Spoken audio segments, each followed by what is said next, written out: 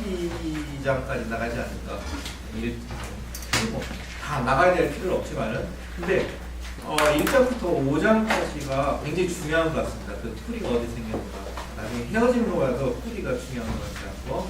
그래서 그 1장부터 5장까지는 여러분이 자세히 정독을 했으면 좋겠어요. 저는 정리하느라고 정말 글자 하나까지는 아니지만은 단어 하나하나 이렇게 정리하면서 보니까 이런 뜻이 있었구나. 그냥 이렇게 탁 스캔하듯이 쭉 읽어보는 거에서는 볼 수 없었던, 맛볼 수 없었던 여러분들 뭐 이렇게 고기를 많이 씹으면 진짜 고기 맛을 안다고 하잖아요. 정독을 해보니까 좀 이 저자가 뭐를 의도하는 건지 좀 알겠더라고요. 그래서 오늘 같이 공부 시작하겠습니다.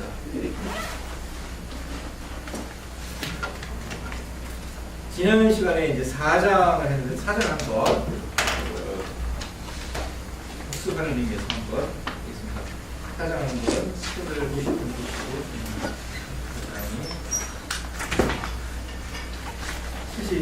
신학적 충돌과 이 두 가지 이유가 신학적 충돌과 관계가 교회하고 회당하고 갈라졌던 결정적인 원인이라고 하는 건데 신학적인 충돌은 천천히 넘어갑니다. 49년에 이제 예루살렘이 이제 회의에서 결정을 했죠. 뭐냐면은 과연 그 유대인 아니라도 기독교를 믿는 그 공동체에서 할례를 행해야 되느냐. 그런데 헬라파 유대인들을 받아들일 때 그러니까 히브리파가 굉장히 관대하게 결정했어요. 할례는 하지 않아야 된다.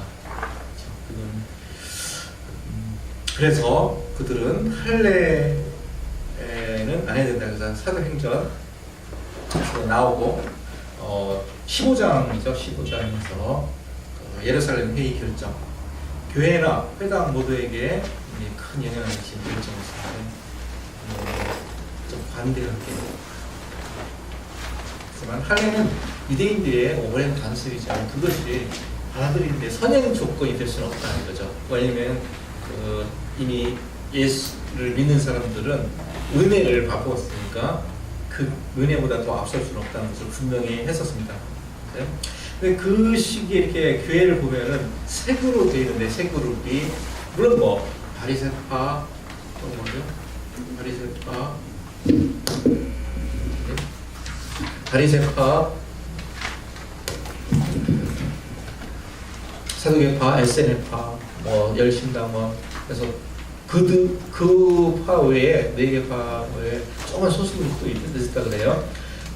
그렇게 종으로 나눌 수 있고 행위로 나누어 보면은 전통적인 할례주의자들 바리새파가 대부분이죠. 그 다음에 자유롭게 생각하는 헬라주의자들, 그 중독파 사람들. 이 중독파 사람들이 바로 야고보, 베드로 이런 지도자들 밑에 있었던 사람들이 있었고요. 그래서 교회가 외형적으로는 성장했고 이방인들이 많이 유입됐고 그렇지만은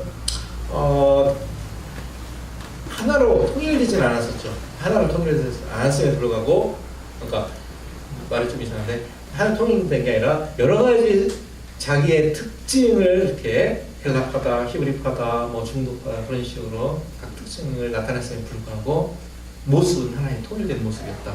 그렇죠? 그래서 통일성을 이루는데 공헌했던 것은 첫 번째 구약 성경이 있었다는 거예요. 말씀이죠, 말씀. 그리고 두 번째는 예수와가 메시아임을 서로 고백하고 그 고백을 나누는 거죠. 그 다음에 성령 안에서 같은 경험과 삶을 공유하는 거. 또 세 가지 정도. 아니면 뭐 예수님의 부활과 그 가르침을 같이 선포하는 메시지를 선포하는데 그게 캐리그마라는 단어를 썼네요. 그렇지만은 교회는 유대적인 토대로 출발했지만 갈라지게 되는데 그것을 보게 돼서 오늘 이 분리 과정은 여러 가지 주장이 있지만 한 1세기에 걸쳐서 서서히 했다고 하는 것을 우리가 봤었고요. 그래서 교회가 회당으로부터 분리됐던 가장 중요한 영향은 두 가지로 살펴볼 수 있는데, 첫 번째는 신학적인 차이죠. 첫 번째는 박해, 교회가 일어났을 때 거기에 대한 문제, 그죠? 박해가 일어났을 때 도망갔던 사람들하고 우리나라하고 똑같았죠. 우리나라 신사참배하고도 신사참배에 거부했던 사람들하고 순응했던 사람들하고. 그래서 신학적인 차이가 박해가 문제가 왔을 때 박해를 어떻게 대응했느냐, 박해가 왔을 때 어떻게 대응했느냐의 차이가, 혼자 살려고 도망갔냐 그렇게 봤을 수도 있겠죠. 예. 그 다음에 첫 번째 신학적인 차이점을 보면은 2000년 동안 기독교인과 유대인을 분리시켜놓은 가장 신학적인 논쟁은 우리가 잘 알듯이 지금까지 계속되는 거죠. 예수와에 가는 거죠. 나중에 한번 같이 보겠습니다. 첫 번째 논쟁의 포인트는 뭐냐면 예수와가 메시아면 신이어야 되겠죠. 메시아인가 사람인가. 그러니까 예수에 대한 신성에 대해서 논의했었는데, 우리가 좀 이따 한번 보겠습니다. 여러분들은 예수님의 신성을 어디에서 발견할 수 있습니까? 문제 풀면서 한번 같이 해봅시다. 한번 생각해 보시고요. 우리가 분명히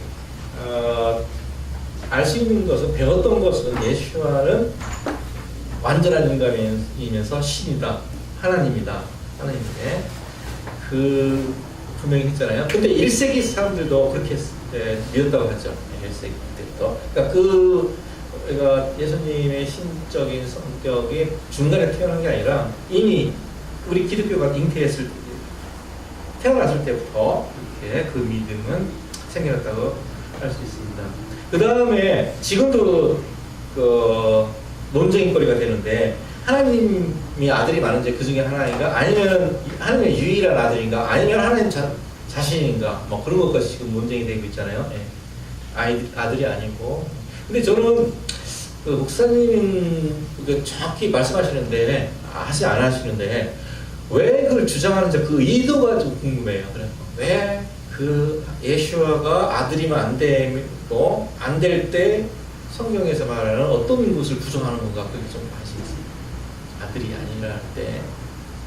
아들이 아니라는 걸 부인하는 사람도 있잖아요. 그냥 왜 여호와다, 굉장히 거룩한 것처럼 보이지만은 사실은 무엇을 부인할까? 만약에 아들이 유일한 아이다. 생각해보면 성경에서 우리의 구원 사역을 부인하는 건지, 아니면은 피의 역사를 부인하는 건지, 뭔가 있을 거예요 아마.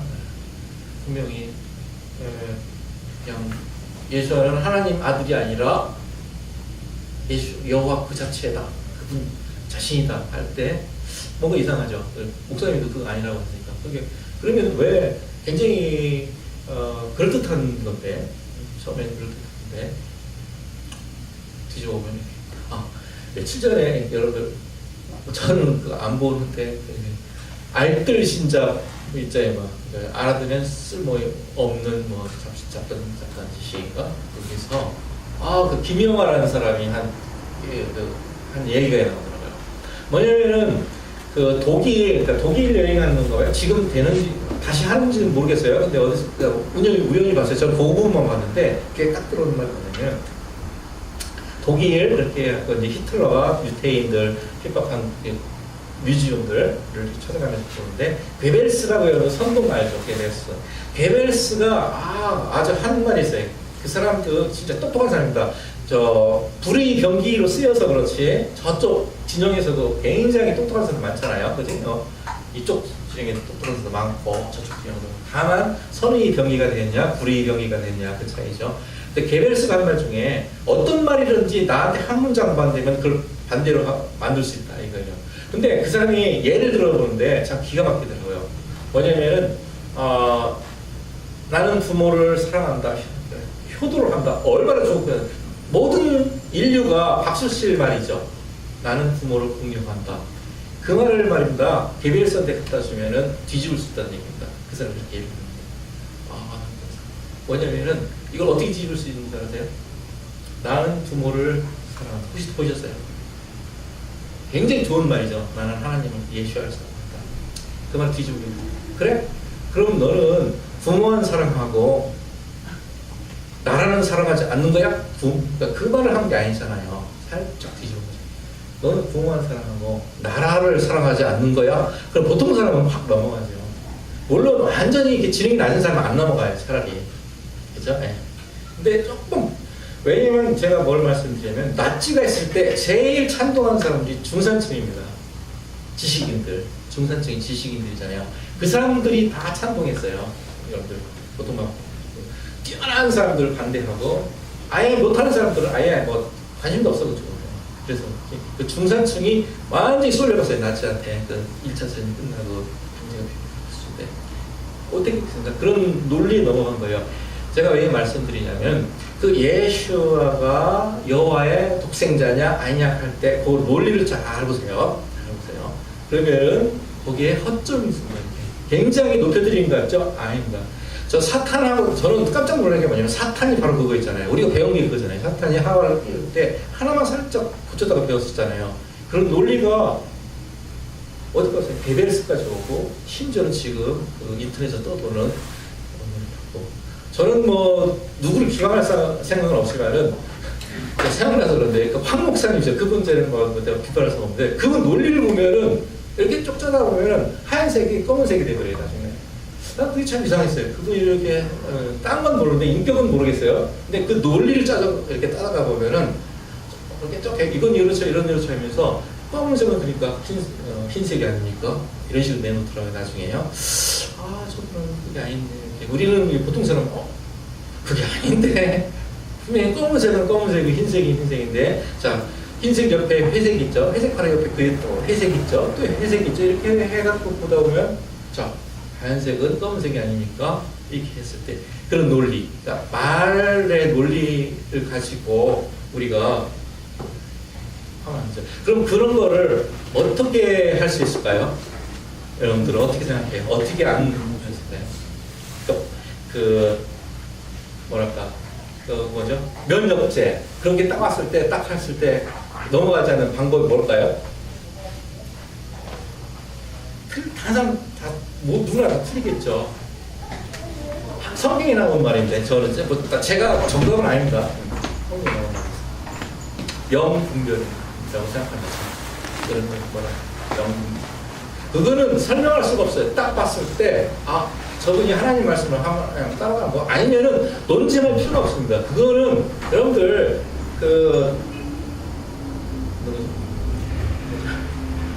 진화론자들하고 따질 필요가 없어요. 그 사람들은 신앙이기 때문에요. 그 사람들은 증거 갖고 이렇게 할 필요가 없는 거야. 그 사람들은 그렇게 믿고 있는 거예요. 그냥 믿고 신앙으로서.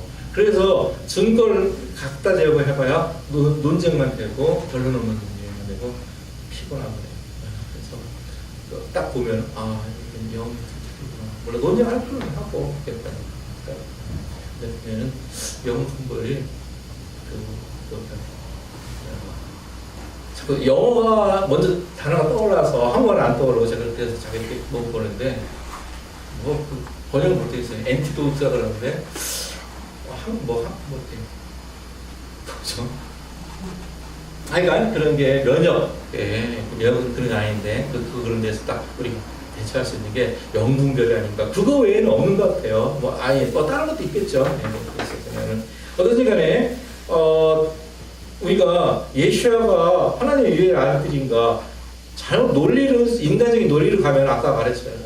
게베르스가 했던 것처럼 야 그러냐 뭐 그런 식으로 하나님 사람 아니야 그러면 이 민족 이거 뭔데 그래서 여러분들 부흥사들이 성공하는 거 아니에요. 사람들이 약점처럼 막 이렇게 부름쳐갖고 이렇게 사람의 감정을 고양시켜 놓고 당신은 하나님이 집이 이랬는데 어떻게 그 빌딩에 살고 있냐고 내가 반만 내놓으라고 뭐 이런 식으로 하면 그분이 죄책감이 들 거 아닙니까. 그래서 이제 약속을 해다가 집에 가서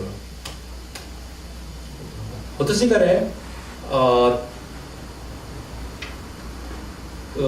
영분별이 중요한 것 같다. 마지막 시대 진짜 좋아요. 성경에 나온 말을 했습니다. 그래서 논리에 따라갈 필요가 없는 것 같아요. 하나님의 유일의 아들인가? 이게 쭉쭉쭉 그냥 저 사람이 하는 말이 하나님께로 온 영인가? 아니 우리가 알 수 있는 말은 뭡니까? 이거 알 수 있어요? 또 성경이 대한 답이죠. 우리가 진짜 하나님을 사랑하면 알려준다고 했어요. 그러니까 어떤 방법이 있는 게 아니에요. 내가 사랑하면 알려준다고 해줬으니까 내가 어떻게 얻는 게 아니잖아요. 그러면 또 그래서 계시록에서 말하는 인자, 고난받는 종, 이런 고난받는 종, 이 진짜 이게 여러분들은 어떻게 다룰지 모르지만 고난받는 종, 이 개념이 이 실천하는 사람이 있죠. 네, 고난받는 종으로서. 네, 그 문제를 고난받는 종이라는 개념을 여러분들이 어떻게 받아들일지 모르겠지만, 하여간 어떤지 간에 저는 이것을 몇 번이나 실천하는 사람, 고난받는 종으로서의 삶을 나도 같이 그 길을 걸어야겠다는 사람이기 때문에 다가오는 우리가 이런 경험이 있는 사람하고 틀지도 모르겠지만 하여간 고난받는 종의 의미가 그러면은 이 고난받는 종이 그냥 단순한 타이틀인가 아니면 진짜 의미가 있는가 그런 거에 대해서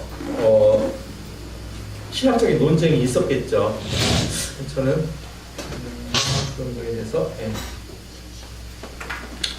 어떻든 간에 의로운 왕이 되냐 그러니까 신학적인 논쟁은 예수아가 신인가 사람인가 하나님의 유일한 아들인가 아닌가 고난받는 종 인자 그럼 인자는 뭐냐 그죠? 그래서 첫 번째 예수가 그런 사람인가요? 하나님인가? 분명히 사람입니다. 왜냐면은 마리아가 낳기 때문에 사람이에요. 사람인데 그러면은 신성이 있느냐? 그럼 뭐 그거에 대해서는 뭐죠?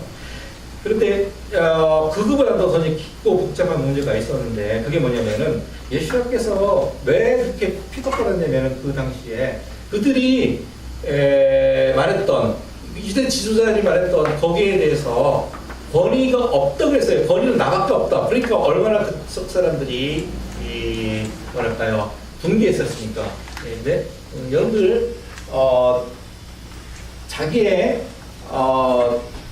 참을 수 있는 건 아픈 건 참을 수 있는 거야. 근데 모욕받는 건 참을 거 아니에요. 그래 모욕받는 건 그죠? 네, 여러분 싫어하는 사람한테 그 앞에서 오늘 당장 가고 무릎 꿇고 잘못하고 한다고 생각하면서 잘 싫을지도 모르겠습니다. 그치? 그게 제일 힘들어요. 사람은 모욕받는. 그래서 뭐죠? 패션 오브 크라이스트가 많이 잘 좋은 영화인지 모르겠지만 하여간 상들 많이 봤지만은 뭐 부정하지는 않는데 거기서 못 집어냈던 거는 우리 모욕받는 예수님 네. 아픈 상처만 그렇게 부각시켰지. 그 인간의 내면에 예수님께서 그런 게 있었겠죠. 여러분들 아픈 거는 손이 이렇게 잘라지는 거는 아픈 거는 참을 수 있대요. 누구는 뭐 맹장 수술을 그냥 했다 그러는데 참긴 하는데 모욕받는 거 그죠? 네. 여러분 틀리겠죠. 모욕받는 거 잘 참아할지 모르겠지만은 그런 것.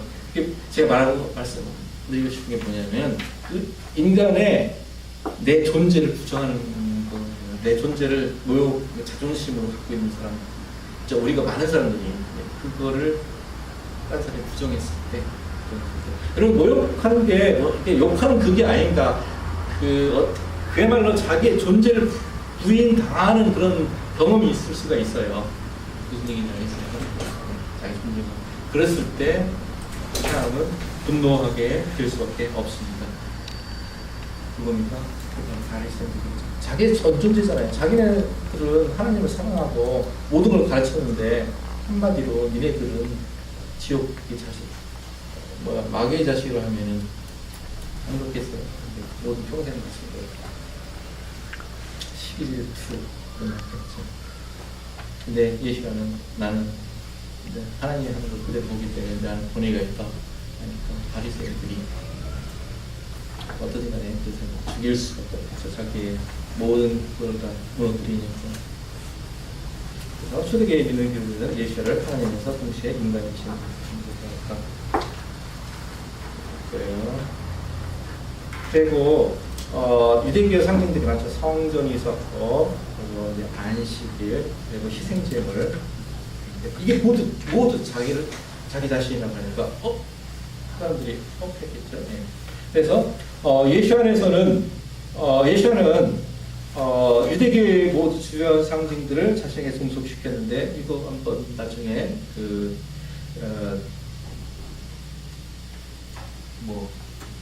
문제 풀 때 보겠습니다. 그리고 예수님은 또 색다른 선교라 그래갖고 뭡니까? 선교니까 자기의 이렇게 가르침을 하는 대상들이 말했던 여인들, 세리들, 운전자, 사마리아인들 이런 사람들하고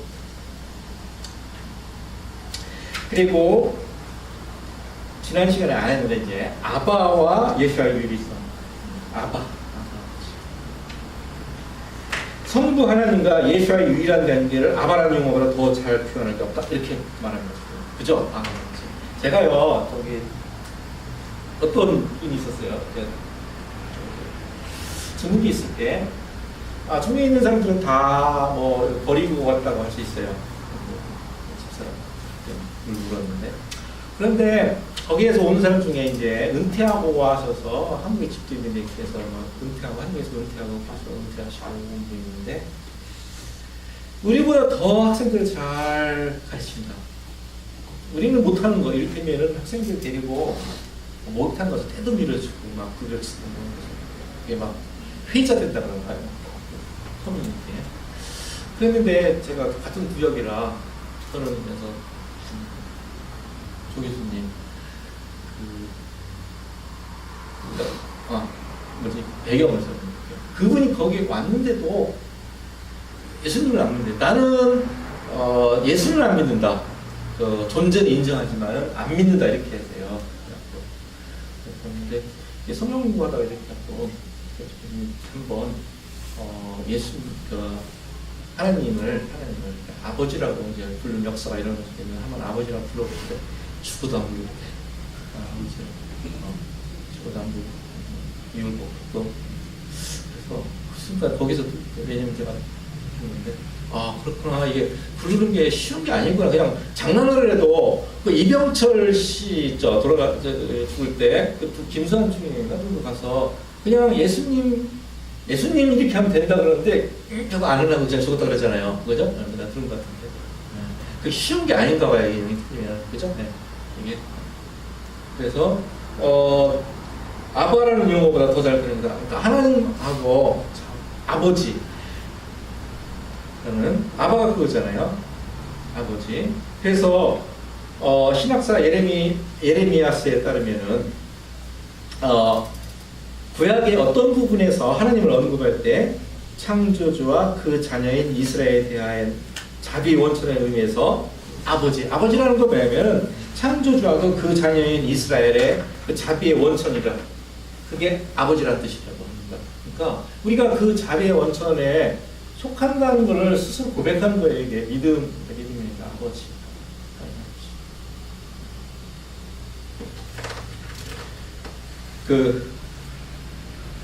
탈북자 어떤 분을 아는데 그분은 할 때마다 아버지라고 해서 아버지가 어디 있는 하느님 아버지가 항상 아버지라고 아버지께서 이렇게 말씀했어요.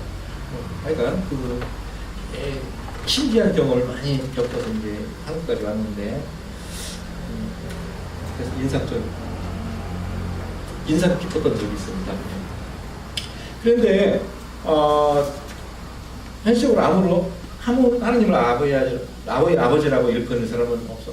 근데 우리는 하죠. 왜냐면 예수 앞에서 그렇기 때문에 우리 아버지.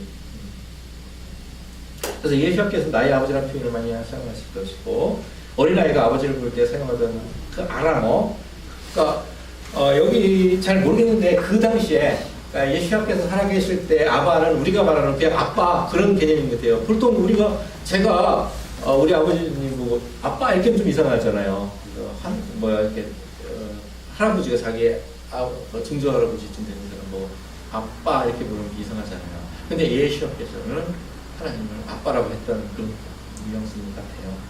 저는요 정말 이 아바라는 단어에 대해서 너무너무 저는 너무 진짜 감동이 있는 사람인데요.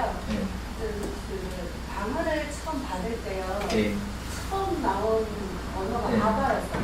그래서 이 말씀이 너무너무 마음에 와닿거든요. 그래요? 그래요? 네, 알겠습니다. 나중에 다 정리해서 이렇게 주시면. 이게 아랍어예요? 아바가?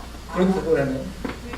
저도 처음 알았는데 그때는 이런 거 자체를 몰라서 저도 뭐 하도 오래돼갖고 뭐 네. 2000년 전 얘기니까 우리가 알고 있어요. 그래서 예, 감사합니다. 예시아께서 아바라고 부른 것은 그 관계를 나타내는 것으로 하나님께 그에게 주신 계시를 말합니다. 그죠? 누가 그렇게 아바라? 자기가 생각해 보세요. 언제 자기가 하나님 아들인 걸 알았을까요? 태어나서는 아니겠죠. 젖 먹었을 때 마리아의 품에서 젖을 먹을 때는 몰랐겠죠. 어느 순간인가 알았겠지. 자기가 이게 언제 있을 거야. 모르겠지. 하여간 모르지만 있었겠죠. 내가 성령으로 이렇게 성령 세례 받기 이전이겠죠. 그러니까 12살 때 그때 성전에서 하기 전에 내 아버지께서 내 아버지 그 집에 있는 것이 옳지 않느냐 하고 자기 육신의 엄마와 아버지에게 얘기한 거 보면은 그 전에 알았던 것 같아요. 근데 그거 어떻게 알았을까요? 논리적으로 알았을까요? 아니겠죠. 계시로 하나님께서 알려주시고.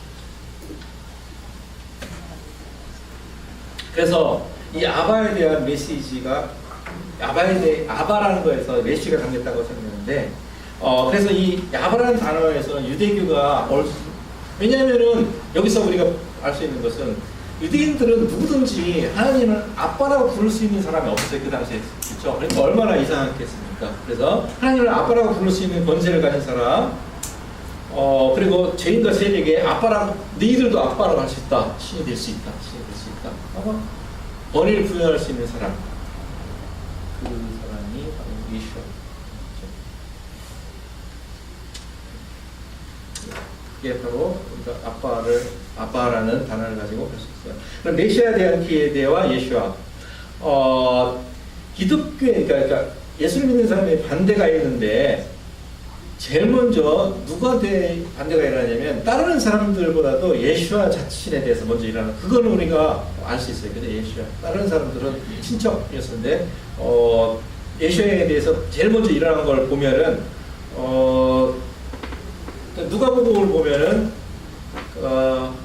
어디죠? 나사렛에서 그죠? 누가복음 그 해당에서 이사야서 61장을 읽으시는 나사렛 그 언덕으로 밀어버리려고 했던 것 벌써 누가 4장에 나오잖아요. 사람들이 예수야를 대해서 먼저 반대에 일어났다. 근데 그 전에 그 전인지 모르겠는데 바리새인과 서기관과 논쟁을 하지 않습니까? 그죠? 그래갖고 그래서 예수님께서 그 지난 학기 때도 같이 봤는데 뭐를 비난했냐면 니네들이 네 자신도 못 들어가고 들어가고자 하는 사람들을 막는다고 했는데 그 막는 게 뭘로 막았습니까? 저는 참 신기한 게 이건데 말씀 가지고 막은 거잖아요. 말씀. 참 희한해요. 그 진리나 그렇잖아요. 딴 걸로 막은 게 아니잖아요. 그 말씀 가지고 지들이 니들도 행하지 않다는 거 뭐 막고 있었고 그 말씀이 그들이 유전 그러니까 말씀이 해석이잖아요. 유전이 말씀의 해석. 그래서 그걸 행하려고 하는데 그 말씀을 가지고 하나님 나라를 막았다고 하잖아요. 제가 저 성경에 나온 데서 말씀드립니다. 그들은 그렇죠. 말씀의 해석. 그들이 유전 가지고 예수님께서는 막고 있다고 한 거 보면은 우리가 좀 생각해 보는 게 근데 그렇게 했는데 유대인들 그들 이제 유대인 입장으로 돌아와서 보면은 자기네들은 로마 압제에 있었기 때문에 메시아라는 거는 하여간 해방시켜주는 그죠? 예, 우리도 그렇잖아요. 우리가 하나님 복이라 하면 반드시 물질부터 생각하게 돼 있잖아요. 안 그렇습니까? 저만 그러나요? 하여간 복하면은 여러분들 뭐 평안부터 생각합니까? 아니죠. 그건 나중에 하나님이 안 주고 물질 안 주고 평안만 주니까 할 수 없어. 이거라도 좋습니다 하고 평안을 이렇게 하는 거지. 예, 처음에는 실망하잖아요. 우리는 은혜 받는 거 가서 물질로 딱 하려고 하는데 물질 안 주시고 평안만 주신다. 평안하고 받지. 그 평안해진다. 또 이제 간증이 되는 건데, 그러니까 이 사람들도 마찬가지였겠잖아요. 우리도 그런데 바리새인들도 아니 바리새인 그 유대인들도 생각해 메시아로 하면은 이 해방 로마의 세금이 약돼. 그 시대가 로마가 착취가 가장 심화된 지역이 전방이래요. 이렇게 이렇게 로마가 이 최전방에 있었잖아요. 여기 그쪽에서 착취가 심했다고 그러더라고요. 그래갖고 거의 반 정도 반란이 그런데 반 정도를 갖다 바쳐야 되는 그 착취 시대. 그러니까 얼마나 힘들었겠습니까? 우리나라에서도 노무현을 다음에는 군인을 보내던가, 이제 모병제가 아니니까 우리나라가 보내던가 아니면 쌀을 내니까 어떻게 밥을 약간 불구로 만들었다고 말하는 그 비참한 역사가 있잖아요. 그러니까 수탈이 이렇게 해야 되면 사람이 못 살게 되지 않습니까? 그러니까 이 여기 유대인들도 거기에서 좀 해방시켜주지 그걸 생각했을 거예요. 예수님은 그러지 않았었죠. 하나님은 예수야는 자기가 메시아됨을 드러내길 거부했죠. 근데 가서 말하지 말라. 했는데 고쳐주고 말하지 말라. 근데 읽어보셨는데 왜 이렇게 하실까요? 자기가 메시아됨을 드러내지 않으셨나요? 그 답이 뭡니까?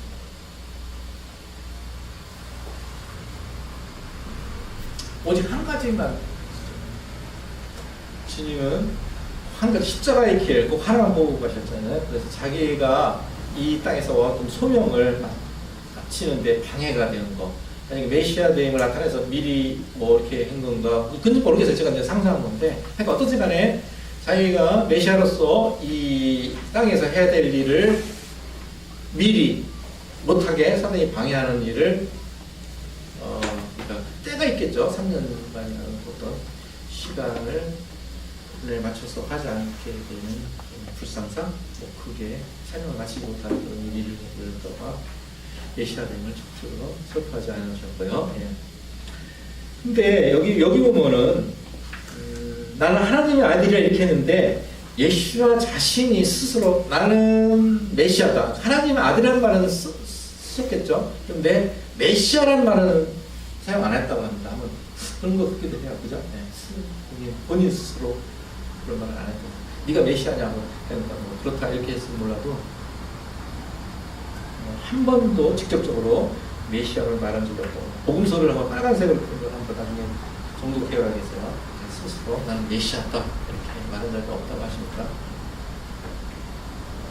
그래서 예수야는 사명을 완수하기 시간표가 있는데 그 시간표를 방해하는 것은 모두 예수야의 소명은 하나님께 완전한 위임과 완전한 순종 그리고 새로운 삶의 방식, 새로운 삶의 방식이네요.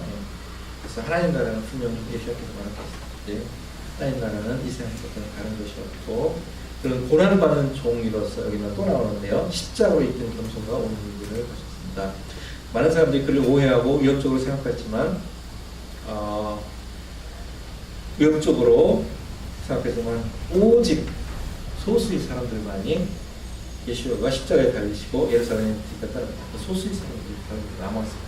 우리 복음 전하시는 이들이 바로 그들이 목격한 것의 실체를 증거하다가 죽을 준비까지 되었던 사람들이라고 보시겠네요.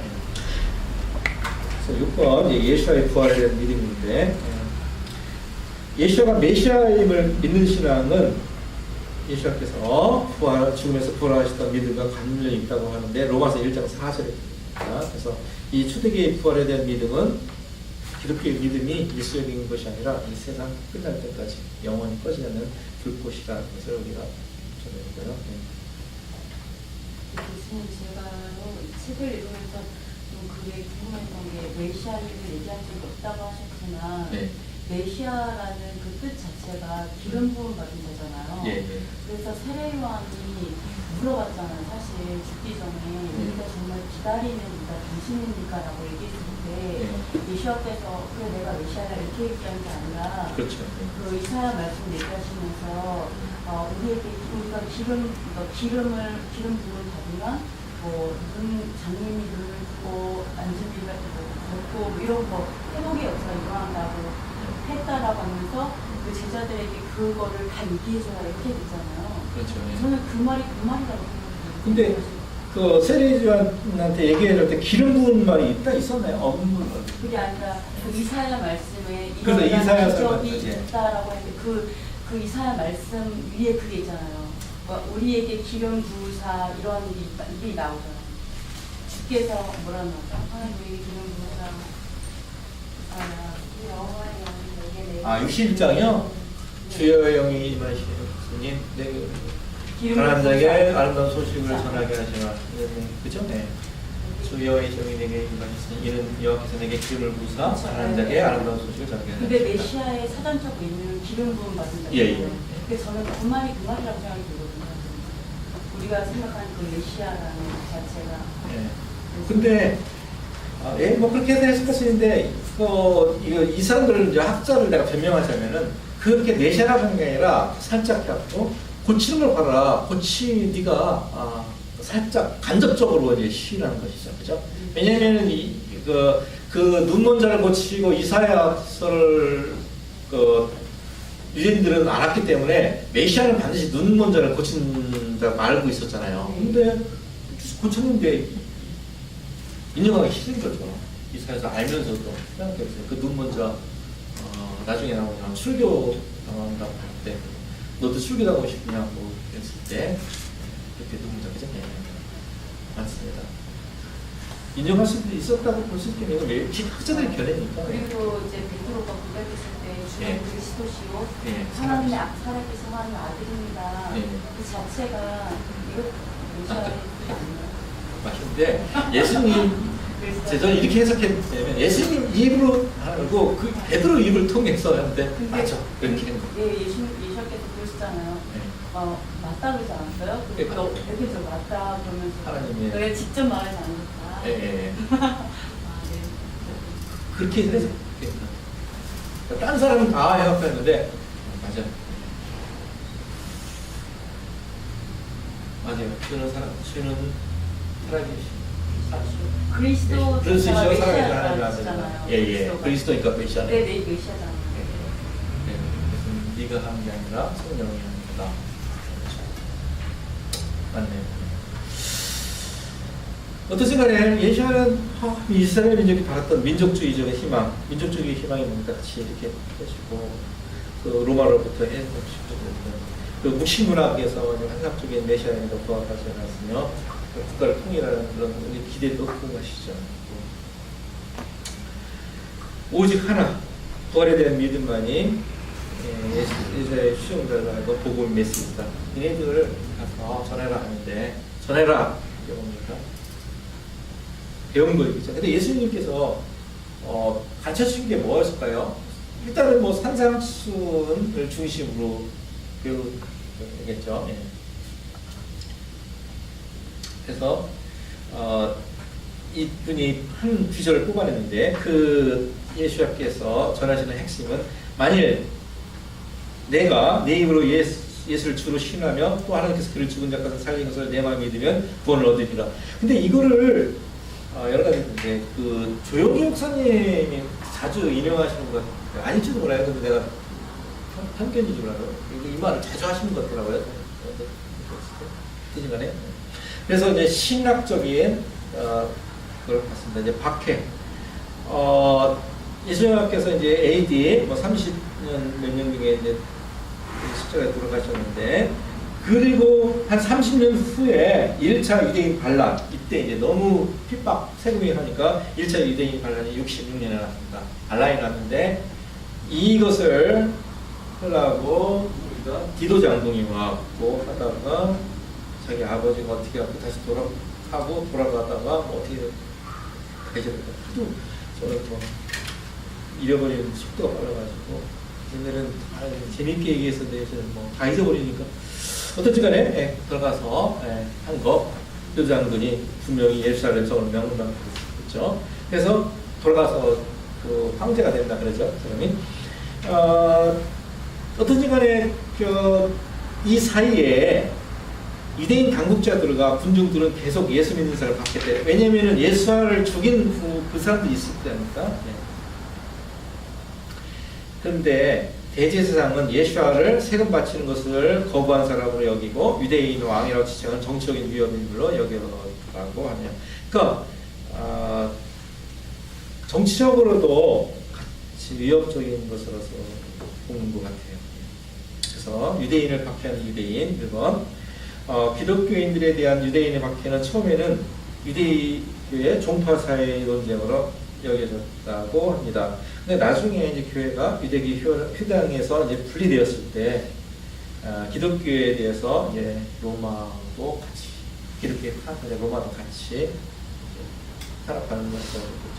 그래서 AD 70년에 예루살렘 문의주기 전에는 메시아 운동이 유대계의 이단 그냥 유대계 이단이다고 답답하죠.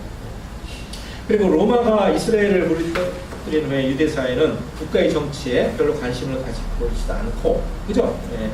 열심당의 주장에 동조했던 기독교 공동체에 대해서 더 많은 이유니까 국가 정치죠. 왜냐하면 예수와의 가르침이 나의 나라는 이 땅이 아니라고 했으니까 국가적인 정치에 별로 관심을 가지고 있지도 않고, 그리고 열심당의 주장에 동조하지도 않고 핍박에 왔을 때, 그래도 로마가 했을 때 이상하게 살아남았잖아요. 산으로 도망가라 그래갖고 산으로 도망가.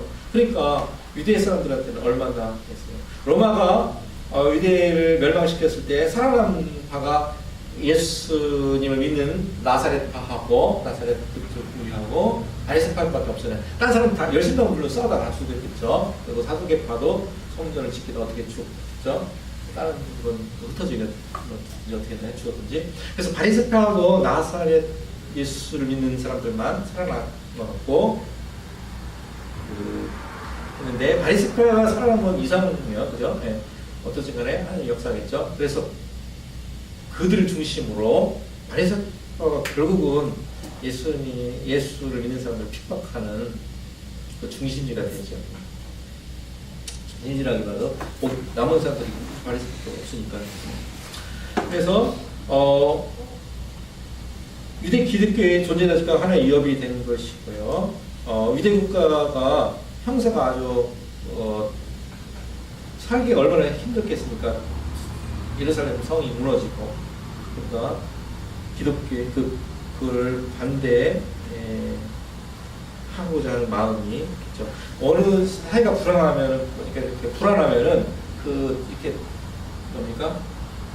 손가락질을 할 대상이 필요한 것 같아요. 어느 사회나 지금도 대상을 찾고 있죠. 굉장히 불안하면은 그걸 지목. 그래서 우리나라가 관동 대진 때 막 세상에 일본에서 지진했을 때 그 대상을 우리 민족을 해갖고 많이 학살당하고. 그러니까 이 사회가 불안하면 그 책임을 그것한테 돌리는 거는 인간의 본성인 것 같아요.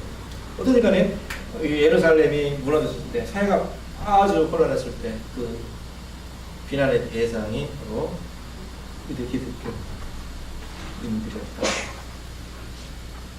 그래서 예수의 메시아가 되는 것에 대한 문제는 분명히 유대 기독교를 둘로 갈라지게 만들었죠. 유대 공동체는 메시아의 죽음을 신성 모독죄와 연결시켰고요. 그래서 예수의 추종자들은 메시아가 믿는 건 당연했으니까 박해도 피해자고 따라갔겠죠. 예. 그래서 이제 박해가 오니까 이제 폭력적으로 하니까 누가 나왔습니까? 두 명의 순교자가 나왔죠. 스데반과 야고보. 두 명의 순교자가 모두 스데반과 야고보인데,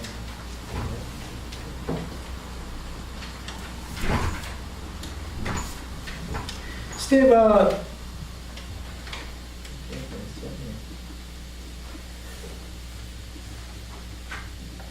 근데 여기서 이 책에서 보면 뭐냐면은 스데반이 죽은 것은 사내들인이 공식적으로 했다기보다도 공식적으로 이렇게 한 거죠. 그냥 분노한 군중들에 의해서 죽었을 것이다 하고 이 저자를 보는데 그렇게 알 수도 있고요. 그건 저는 약간 동의 안 하는 부분인데 사내들인. 근데 어떤지 간에 그러니까 이분이 하는 입장이 뭐냐면 성경에는 분명히 사내들인에서 공식적으로 반대한다는 건 없었다는 거예요. 아직까지는. 그러니까 그 주장을 따라가지 않고 그겁니다. 아직까지는 유대교에서 기독교를 축출하거나 배제하겠다는 공식적인 입장을 안 내놨다는 얘기입니다. 다만 예수와를 믿는 것이 그 주장이 우리하고 틀리기 때문에 다만 약간 사회적으로 멀리했다는 그런 개념입니다. 아직 그런 입장이에요. 그래서 그 야고보가 죽은 거는 약간 정치적인 야고보가 두 명이잖아요. 세베대의 아들이. 이 야고보는 그거죠. 요한의 형, 요한을 지으신 요한 사도의 형이 제일 먼저 죽었죠. 사데반이 먼저 죽고 야고보가 사도. 그래서 또 다른 야고보는 또 있고요. 또 야고보 또 그 다른 또 야고보는 또 예수님의 동생 야고보가 세 명이죠. 사도행전에서 예루살렘에서 이제 박해가 있었고 이제 사울이 있는데 우리가 살펴봤으니 사울은 가보면은 우리가 잘 알듯이 열심히 박해하러 다녔잖아요. 근데 그래갖고 스데반이 죽는데 일조를 했잖아요. 그래갖고 바울은 나쁜 불의의 병기로 쓰일 때도 선교에 동참했고 진짜 왜냐하면 스데반을 죽음으로써 복음이 퍼져나가지 않습니까? 그러니까 거기에 동참했으니까 바울은 그냥 인생 자체가 복음을 위해 쓰인 것 같아요. 전도, 선교. 첫 번째는 나쁜 의미로 쓰이는 거고, 두 번째는 진짜 좋은 의미고. 그래서 사도행전에서 이렇게 부장해 보면은 대제사장님이 바울에게 권한을 주어가지고 다마스커스를 가는 그 도상에서 그래서 박해자 사울이 박해를 이제 당하죠. 이제 바울로 보는 거예요. 이렇게 쭉 나왔는데 근데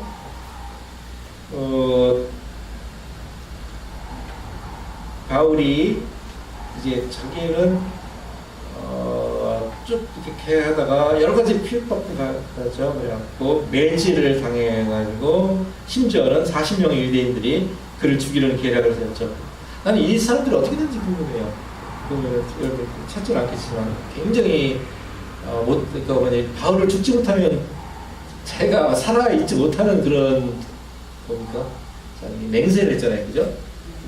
근데 못 죽였잖아요. 그러니까 그들이 죽을 수밖에 없는. 그러니까 어떻게 간에 그런 상황 속에서 벨릭스와 베스도 앞에서 제소하게 되는데 이 사람 바울 사도가 로마 시민이었기 때문에 이게 가능해서 제소가 그죠? 네, 제소가 그 근거 로마 시민인데 어떻게 채찍질을 하느냐 시민인데 그래서 제소를 하겠는데 이것을 이용해서 하나님께서는 로마로 가게 만드시죠. 기차게 만드시죠. 또 복음이 이제 서진하게 됩니다. 그리고 바울은 율법을 폐한 사람이 아니다. 율법을 지지했던 사람입니다. 근데 창조를 볼 때 로마서 7장 12절과 고린도전서 9장 20절입니다. 로마서 7장 12절은 율법은 거룩하고 계명도 거룩하고 뭐 그런 거잖아요. 거룩하고 선하다 그런 건데 저는 여기서 뭘 하냐면은 로마서 3장 31절이 더 한번 찾아볼까요? 로마서 3장 31절을 좋아하는데 여기 교회가 알아서 해야 되는데 로마서 3장 31절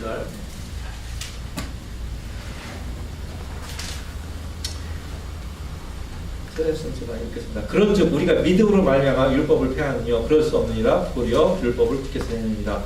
뭐냐면은 믿음이 있으면 율법을 굳게 세울 수 있다는 얘기입니다. 그죠? 그래서 교회가 알아야 될 거죠. 믿음과 율법이 결코 그러니까 어긋날 수가 없다고 다르게 분리될 수가 없다는 거죠. 믿음이 있으면 반드시 율법을 세운다고 굳게 세운다고 바울이 말했는데 그죠? 이 말은 왜 살짝 빼고 그런지 모르겠어요. 그래서 어떻게 간에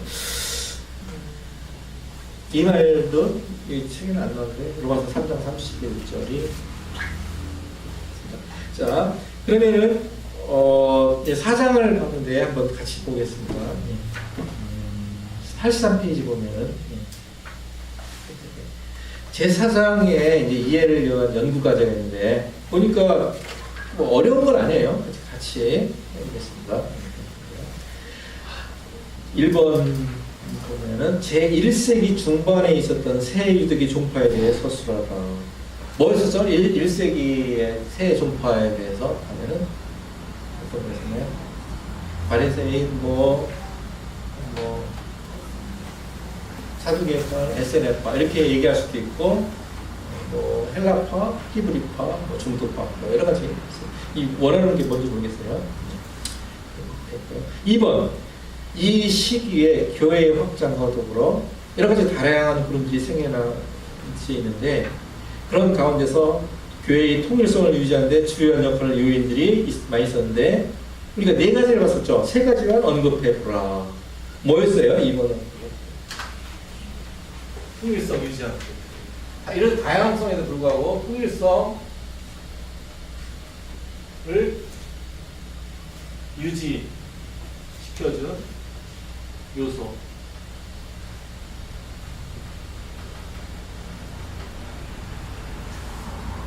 요인.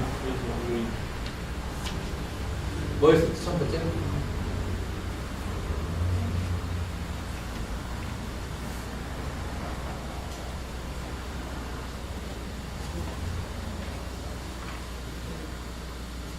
헬라파나 히브리파나 뭘 갖고 있었어요? 네, 하나 같은 성경을 갖고 있었죠. 두 번째는 뭐였었죠?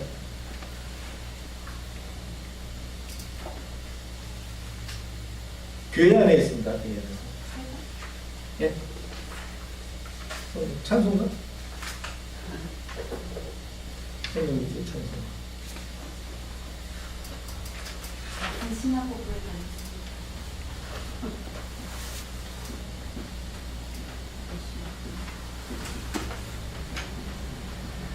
고백이죠.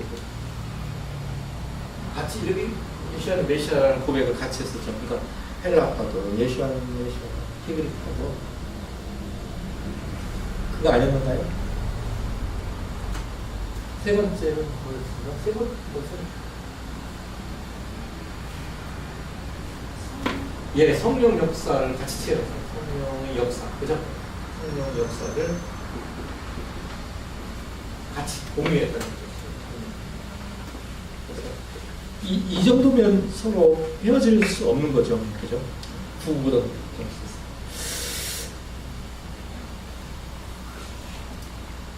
자, 3번 보겠습니다. 교회와 회당이 어떻게 분리되었는가 하는 것을 정확하게 이해하기 위해서 먼저 염두해야 될 만한 것은 무엇인가? 염두해야 될 게 뭐겠어요? 문제가 좀 이상할 것 같은데 저도 이게 무슨 말인지 알겠는데 일단 헤어지기 그러니까 이 질문에 그건 같아요. 염두해야 될 것은 먼저 알아야 될 것은 우리가 어떤 사건에서 딱 오늘부터 딱 헤어진 게 아니라 점차적으로 100년 동안 이루어졌다고 하는 것 같아요. 제가 기억하기에 그게 염두해야 될 것 같아요. 그래서 우리가 잘 생각해야 될 게 연구하러 갈 때 이게 그 전제 조건이 어떤 사건 하나 딱 해서 갈라진 게 아니라 서서히 점진적으로 했다는 것을 염두에 두고 해야 됩니다. 4번 신약성서 시대로부터 지금까지 예수의 신성에 대한 문제는 유대교와 기독교가 분리된 데서 제일 큰 요인으로 작용하고 있다. 예수의 신성. 역사적으로 볼 때 회당은 역사적인 예수는 신앙의 예수 그리스도와 분명히 구분되어야 한다고 가르쳐오고 있는 반면에 교회는 예수가 하나님에서 인간이라고 하는 복음서의 기록을 고수하고 있다.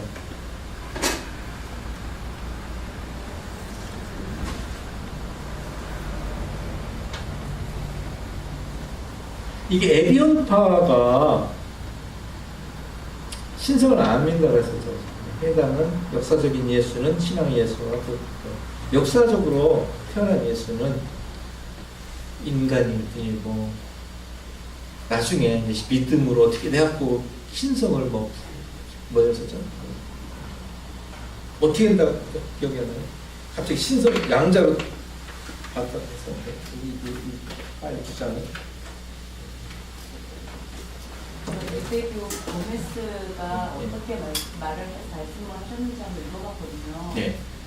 근데 그런 얘기를 하더라고요. 찜으로 보이는 게 뭐냐면 하나님의 뜻은 십자가에 달려서 죽는 게 하나님의 뜻이 아니었다.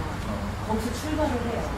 그래서 그리고 예수님께서 그 산에서 십자가에서 죽는 걸 피할 수만 있다면 피하게 해달라고 기도한 것도 그 사명을 감당하기 위해서는 되게 웃기다는 생각했는데 십자가에서 달려 죽으면 돌아가신다면 이 사명을 잘 감당하지 못할 걸 알았기 때문에 그렇게 기도를 한 것이다.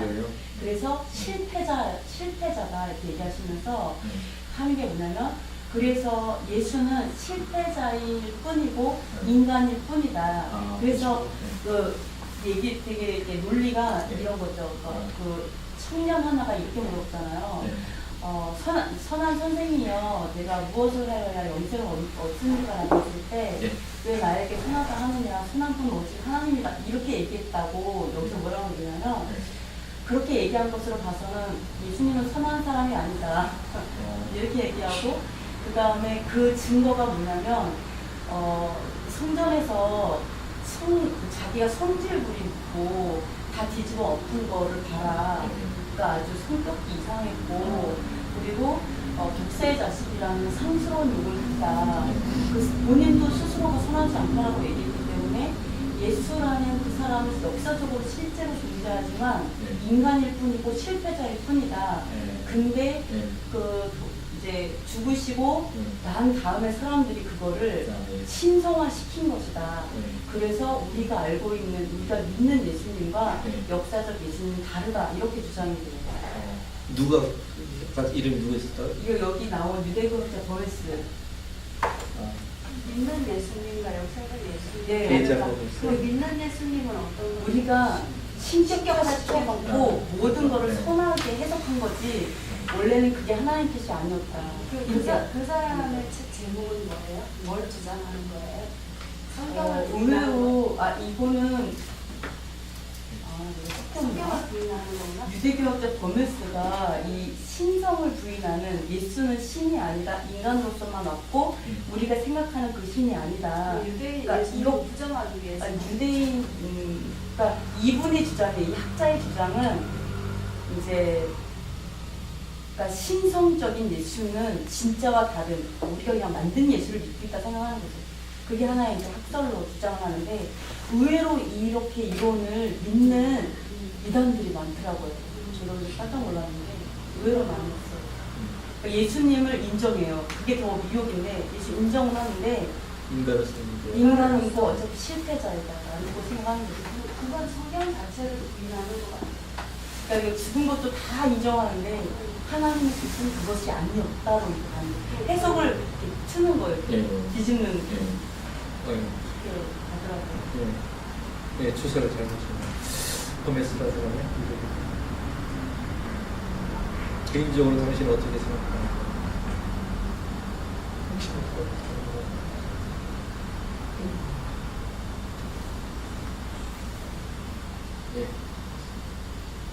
고맙습니다. 그쵸, 여기 보면은 교회는 그러니까 예수가 하나님에서 인간이라고 하는 복음서의 기록, 복음서에는 그죠? 하나님. 그러니까 복음서에는 그죠? 베드로가 고백했듯이 주는 그리스도시요 살아계신 하나님의 아들이다. 이 고백 위에 내가 교회를 세우리라.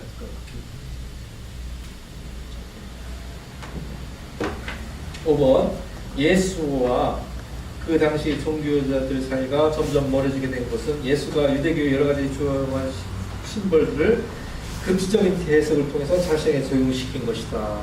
네. 한번 볼까요? 뭐를 뭐 했었죠? 일단 제일 먼저 유대교의 심벌들 상징에서 제일 중요한 게 뭐였었죠? 뭘까요? 일단 그게 없으면 안 되니까 뭐죠? 유대교의 제일 중요한 상징이 뭐죠?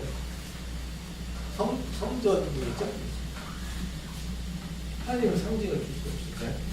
하나님이 제일 중요한 건 일단 성전이겠죠? 성전 있겠고요. 근데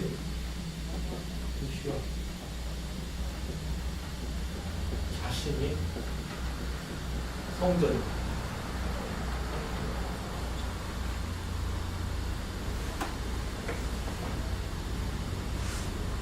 성전이 되셨고 유한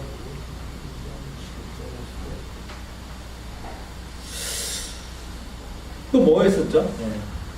요한복음인데 그 세례 요한이 침례 요한이 예수를 봤을 때 뭐라고 했었죠? 어린이. 어린이입니다. 네. 재물이 자기 자신 세상 죄를 지고 가는 하나님의 어린이. 물론 뭐 세례 요한이 보여주죠.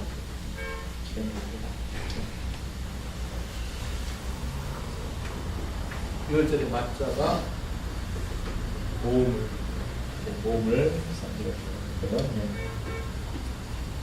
희생양, 양이죠. 희생양이죠. 지금 마찬가지인데. 근데 6월절의 희생양은 자기를 희생적인 죽음을 상징했어요. 그리고 안식일 논쟁했을 때, 전 요거 좀 안식일 논쟁했고, 안식일에 주인 누구냐?